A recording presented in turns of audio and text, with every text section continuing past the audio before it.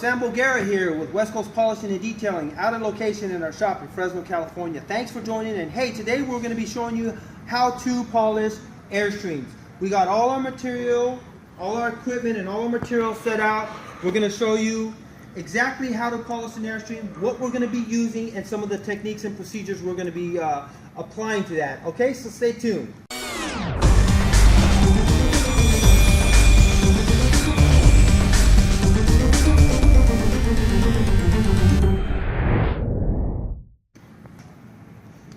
Hey gang, Sam, West Coast Polishing right here. Hey, we're getting ready to start on this Airstream. I make sure that we got all our safety gear. I got my gloves. I have my respirator. I'm gonna put that on, and then we're gonna get going here. And then initially, we're just gonna start with our cut and coloring. This one has already been stripped, and you could get. There's many ways of stripping an Airstream. We'll set up tutorial videos on that later, but there are plenty of videos out there that show you how to strip an Airstream. If not, we use aircraft paint remover stripper. It's really good. It's very manageable. It's still corrosive. It's still dangerous. So be careful if you go that route. Some people use a combination of their favorite stripper, paint stripper, urethane remover, and sanding. And so if that is the case, then just be careful and make sure you get plenty of information on that. Okay, we're going to get going. We are going to start with our aggressive stage. Our Makita, this is our Makita, 6,000 RPM, 15 amps. It's a 120 volt machine. We have the yellow airway wheels on here. We have a 20 ply. We are going to be starting with our Tripoli Brown Rouge. It's a heavy cut and color. We're going to be removing some stock on that, so we're going to get started on that, okay?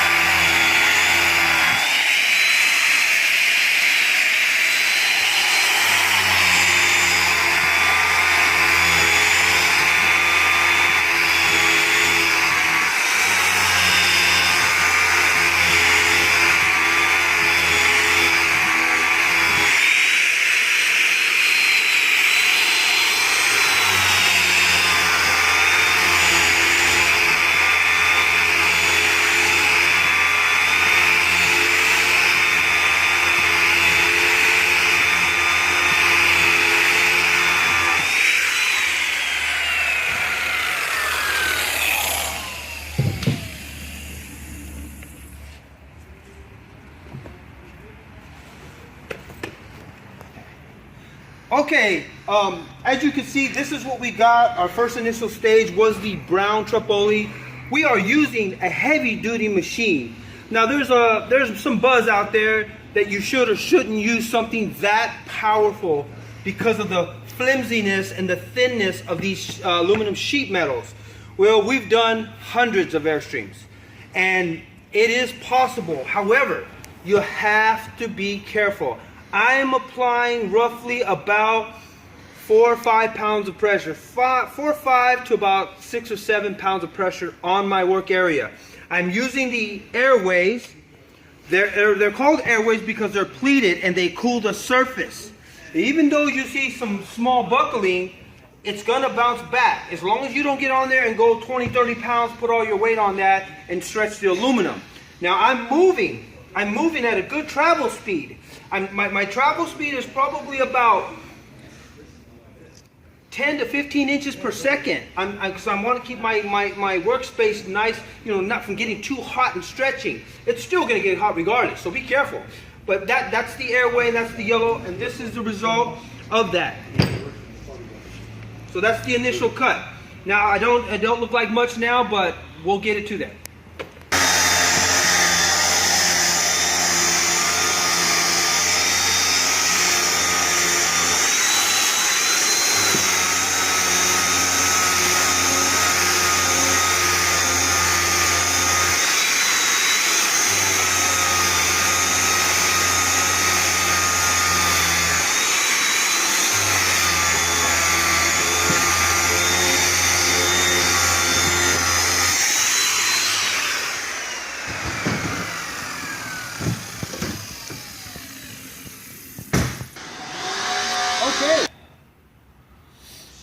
Okay, gang, this is what we got. Remember, we've been cutting it with the grinder, Makita buffer, and the airway 20 ply, and we've been using a real, oh, my glove is gone. We've been using a real aggressive cut and coloring rouge, the Tripoli. Now take a look at it, from here to here, the contrast. Now listen, you're gonna have to exercise some patience. This is really bad, and most vintage Airstreams are bad. They're a challenge because they're old.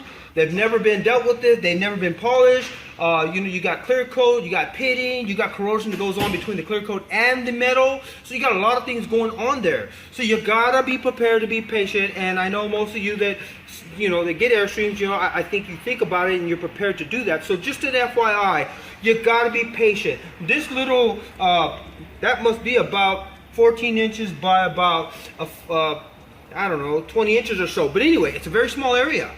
And it took a good amount of passes with this. I would say about 4 or 5 passes over there because I can't just go all out. I'll heat the metal up too much. So I gotta be patient and work it and work it and work it, and being careful not to overexert pressure, overexert force.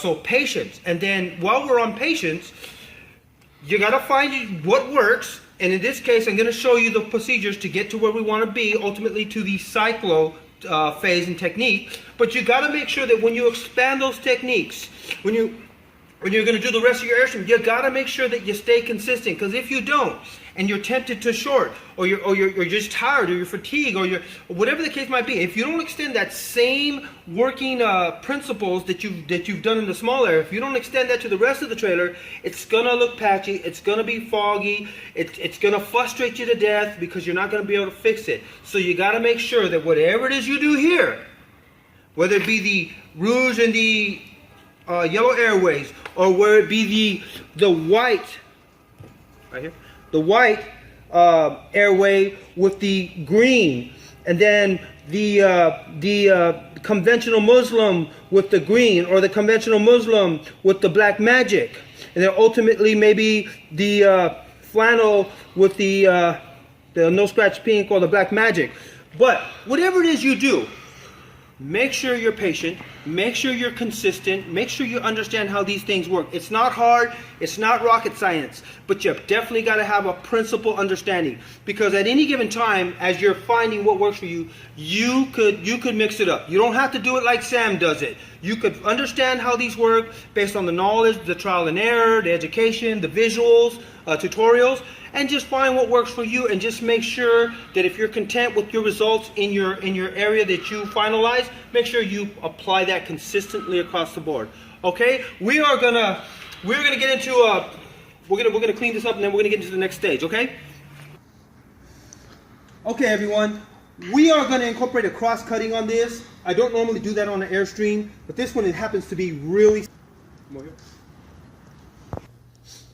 Hello, gang. Hey, real quick, we are going to incorporate a special process, an unplanned procedure on this, because this Airstream, unfortunately, someone sanded it. Someone got a hold of it and put all kinds of abrasive marks, both with machines and hand. And it is in a horrible mess. I don't know if you can tell because of the way it's matted. Someone sanded it, and maybe that's how they got to their clear coat procedure. However, I don't recommend that because it signs you up for more work than maybe you're willing to bargain for. So anyway, we got to incorporate cross-cutting procedure on here. Now, this is just the regular techniques, the side-to-side techniques of cutting, cut and coloring. This one right here represents the up and down. I'm going to show you how that works. Make sure you perfect it. Make sure you get familiar with it before you try this on Airstream. Or you could inbox us, comment us, get a hold of us, and we'll try to give you some education and knowledge on that. Okay?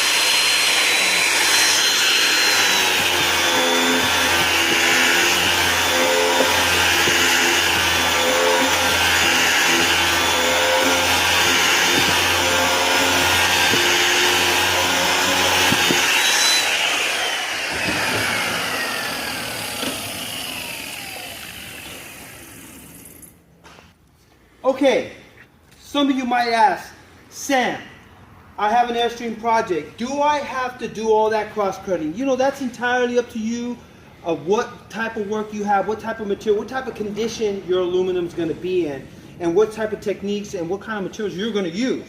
But one thing is for sure, you have to determine that. Maybe again, taping off a little area or squaring off a little area and just seeing what works. Okay, in this particular case, we did have to do that. You can see the difference. Again, this is the cut and color technique.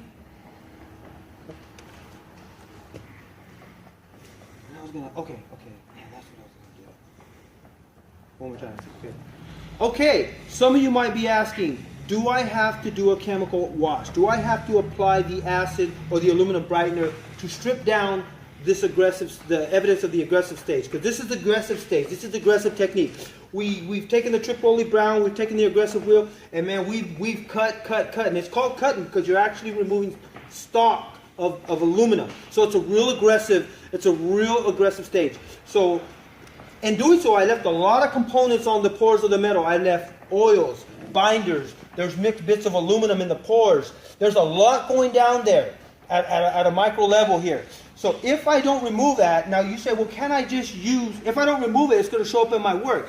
You say, can I just remove a cleaner like mineral spirits? Yes, you can, and that's going to help tremendously. You might find that that's okay. Again, these techniques and process and procedures are our guidelines. You don't have to do them, but this is what we do. People pay us to do their Airstreams. Okay, I have to put the aluminum brightener to etch the surface. I got to get it down to bare metal. I got to get it down to bare metal. Now, when we do that, it's going to take the initial shine off because there's an etching that takes place, and I'll show you what I'm talking about. Wait. Okay, ready? Okay, folks. this is my aluminum brightener. It's commonly referred to, aka aluminum brightener. That's how it's known.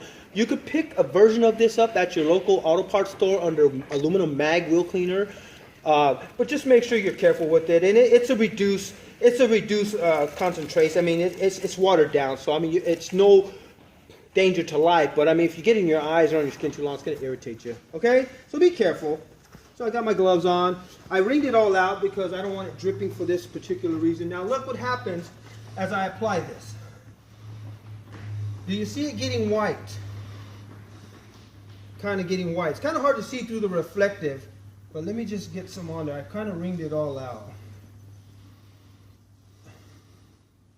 And it's kind of getting white. It's starting to etch up. The more I apply it, the more I work it in.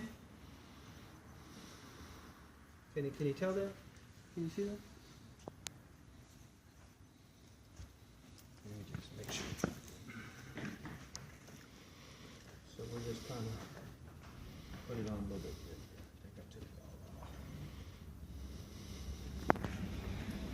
So can you see that? How that's turned white? See that? Okay. Of course, I'm going to do the rest of it. Okay, go ahead and cut it off. We'll just show you skip when I finish. Okay, we got our work area all washed up. Again, this is with the aluminum brightener, and I've said it before in the other videos. Aluminum brightener, this version, contains a small percentage of hydrofluoric and sulfuric acid. In raw material, it's 10%, and then we break it down. So in all actuality, this is like 1 part chemical, 15 parts water. Very manageable, even for the novice, or the amateur. Okay, so this is what it looks like. Now we're going to get going, and we're going to be working on our. We are going to be working on our white wheel and our green, our chromium green rouge, our green here. Okay, that's good. Do I got a white? Okay, we're getting ready to. Do a finish technique. We just got done putting the aluminum brightener on our workpiece. We got the, we're still using the Makita 6000 RPM, and we got the white airwave. It's a 16 ply. It's got less resin. It's going to allow us to do a more finishing technique on the on this process. Okay, here we go.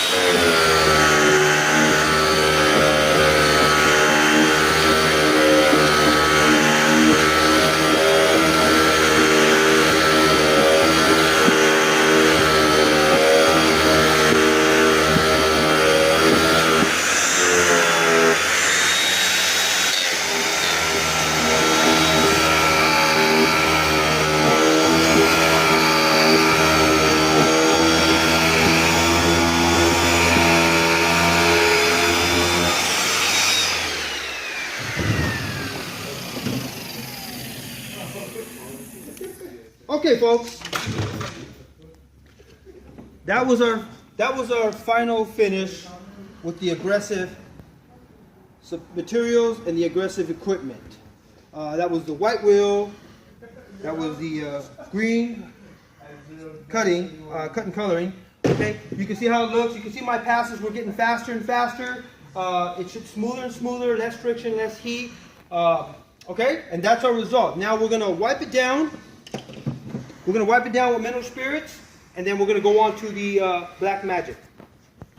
We are getting ready to do our semi-finish process or procedure.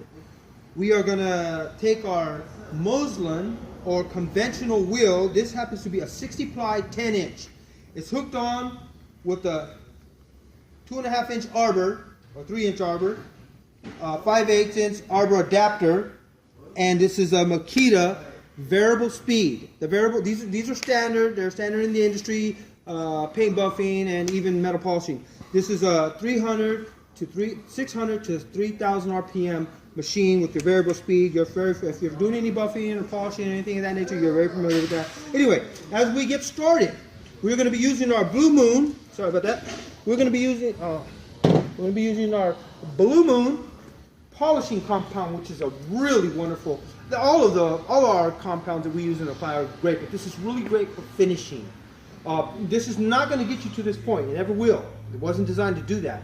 But what it is going to do, it's going to get you to that luster finish, set us up to get our Cyclo and our C finish going, our S finish going.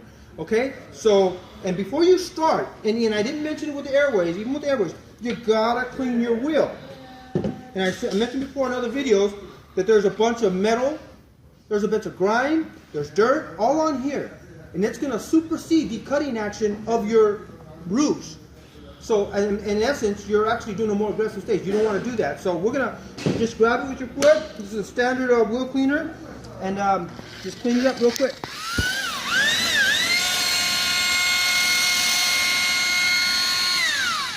And that's all. And then we're going to get this out of our way. And we are going to get ready to start.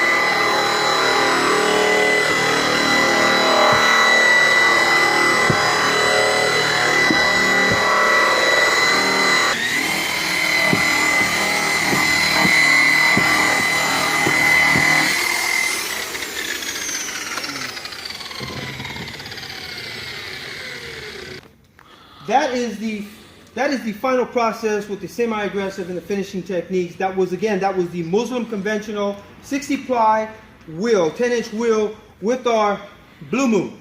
Really great. Check out the effects.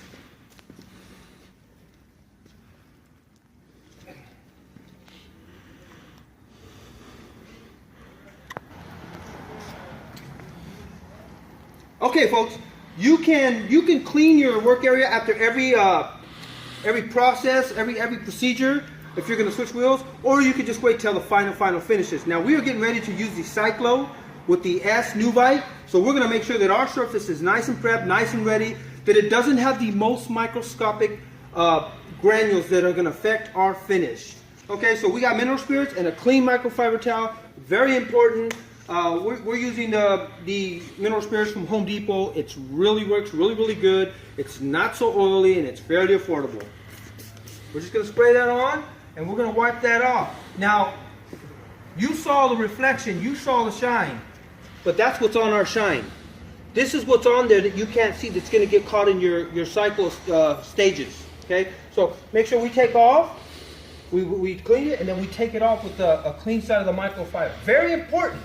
Most folks don't get that, and then they go and move dirt around, and they're trying to figure out why they're getting all kinds of holographic scratches in their finished work. See, even that. And you got to fold your rag, get you a clean area. If you want it to be optimal and beautiful and not be hindered by, contaminations. And anyone that knows anything about the Cyclo techniques and process system, they'll tell you that. Okay, so, and then plus it makes it look cleaner anyway. So take a look. That's dirt you can't see that's on there, okay? We're going to get ready and do the other.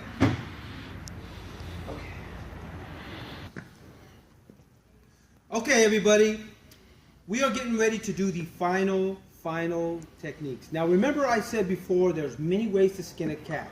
This is our process. This is what we perfected. This is what people pay us. We want to share that with you. You take our knowledge, our experience, and you take your trial and error, and you go from there and you find what works for you. Okay, we are going to get ready to start our Cyclo stage. Okay, we're going to use the Cyclo. We're going to get our Cyclo rags, and we'll be back in a minute. Okay. Okay, everybody, this is our cameraman, Ernesto Junior Diaz, or Genius Junior, whatever. Okay, everybody, this is our cameraman, Ernesto, one of our shop supervisors over here also. And then in the background, we got our main guy James, and he does a lot of cross supporting. He does some of the online marketing, some of the social media connections, and all that stuff. That's just James out there backing us up in our shop studio. Okay, here, Cindy, where you going? And that's Cindy, our shop manager. She happens to be the wife of James, our guy there. We mentioned James, and then Nathan. Of course, there's me, yours truly, and all of us at the shop. Then we have our guys over there working on some stuff. But okay, anyway. Okay, we're getting down to the nitty-gritty. Hey, what I failed to mention to you earlier, there is a process that's very standard in the Nuvite system. It's the G6 compound, and it's used with a wool pad bonnet that goes on a backing plate on the variable speed. We almost never use that process.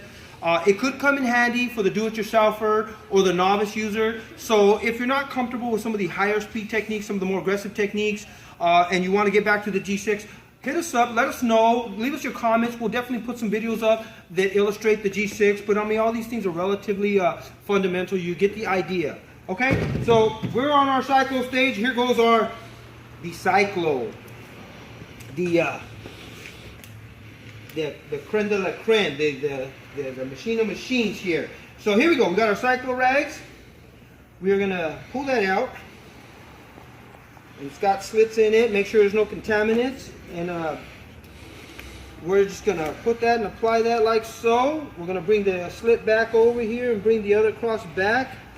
And if you need me to slow it down or you need some further information about that, just leave it. Just leave your comments with me, and we'll definitely explain it in detail. So I'm gonna grab it and I'm gonna twist it. And then I'm going to bring it over between the motor and the handle and around the bottom handle, and I'm going to grab it. Some people use clips and clamps to get that. I'm okay because we're always on the move with that. But for the novice and the amateur, you might want to clamp it down. That would be up to you. So there's my workspace. Here's our new light. They do have C and the S. We are going directly to the S because our system calls for that. Here we go. I'm going to grab an M&M size dab. And there goes my plug. Let me get that back in here. You gotta make sure your plugs ain't flying everywhere. That's a little nuisance, but I gotta put a new plug on that. Okay, M&M dab coming over to my workspace. 3 to 4 inches apart, more or less. I mean, it's not rocket science. It's just preference. You don't want to put too much because then it's gonna clog up, turn to mud and dirt, and you're gonna be moving that around. You don't want to put not enough because you're not doing the job. Okay, then I'm gonna put a little bit on there just to kind of get them going, and then I'm gone. Here we go. Push it all around.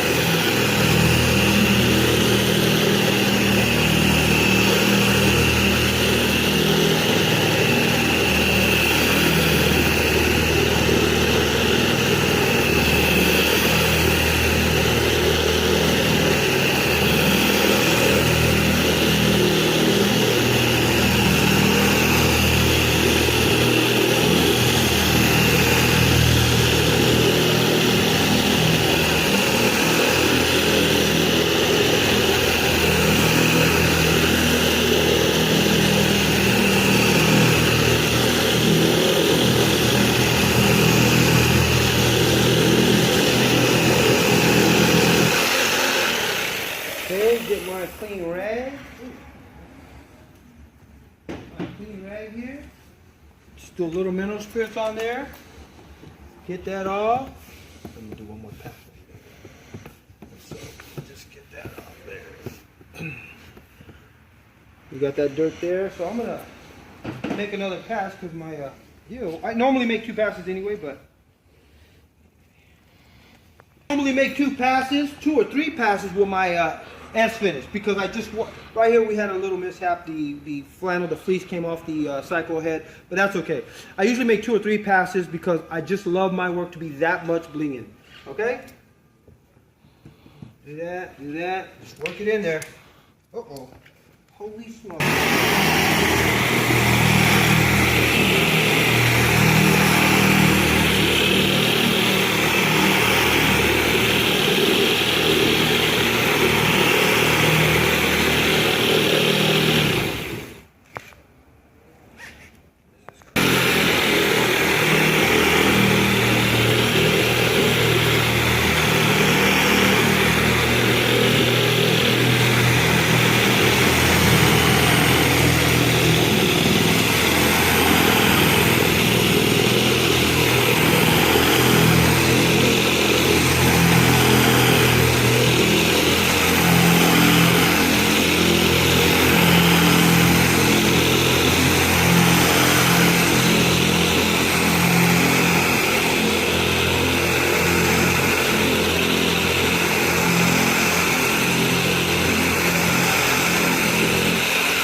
Okay, everybody, that's gonna about do it.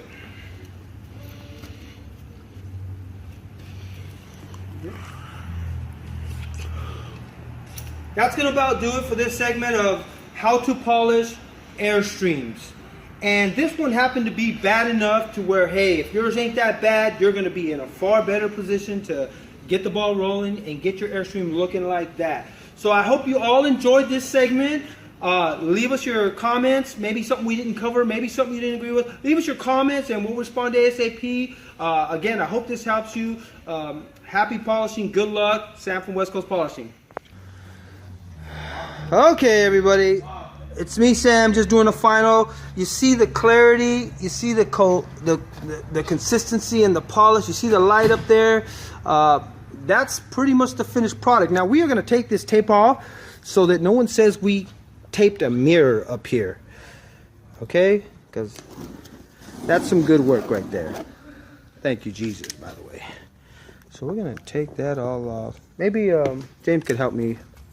James, my main guy over here, he just helped me just get some of that off. Thank you, I appreciate that. That's James, everybody. That's our social media man right there. Gets us known on social media and all the groups and communities on Google, Yelp, and all that. He's the man right there. He's great. He's great with that. He's a social kind of guy. So look at that. There it is, folks. Pretty excited about that. Good deal. Let me take the mirror off. Oh man, take the mirror off and walk away with it. There goes the. Look at that. Let's look at that. See, well, that's. You can see the side of that. That's the metal. That's this neat deal. Well, folks, thanks a lot for again visiting us on our YouTube channel or however you found us. Again, we hope this segment helps you out. We hope this information does you some good. Go ahead and utilize it. Ask us any questions you like. Share it if someone needs it. Again, good luck out there.